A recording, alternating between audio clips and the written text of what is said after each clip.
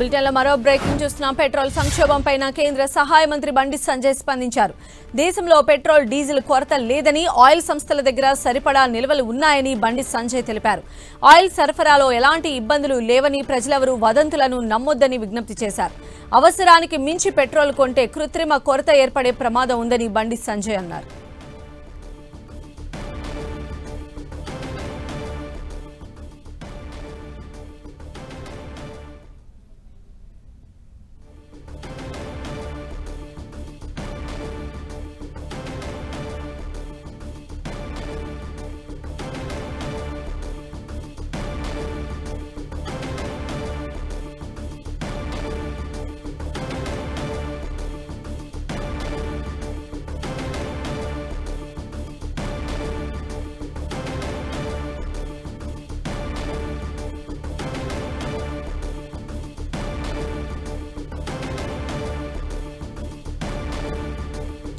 దేశంలో petrol diesel కొరత లేదన్నారు బండి సంజయ్. వదంతులను నమ్మి పానిక్లోకి వెళ్లొద్దని చెప్పి ఆయన మరోసారి విజ్ఞప్తి చేశారు.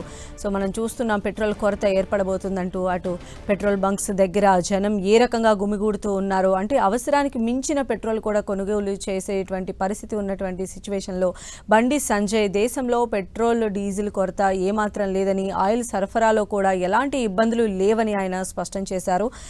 అనవసరంగా పెట్రోల్ బంకుల దగ్గరికి వెళ్లి అవసరానికి మించి కొనుగోలు చేస్తే కృత్రిమంగా ఆ షార్టేజ్ని మనమే సృష్టించిన వాళ్ళం అవుతాం. ప్రజలందరూ కూడా దీన్ని పరిగణలోకి తీసుకోవాలని చెప్పారు.